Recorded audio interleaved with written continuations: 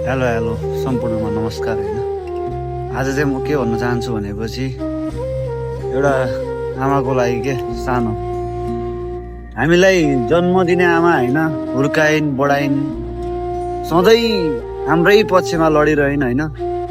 तर पनि हामी अहिले यत्रो ठुलो भइयो तर आमाको लागि केही पनि गर्न सकिएन के।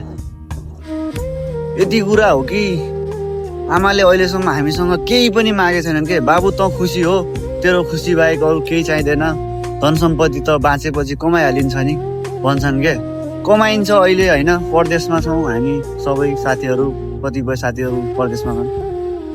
जति कमाए पनि होइन कहिले पनि आमालाई पुर्याउन सकिएन के।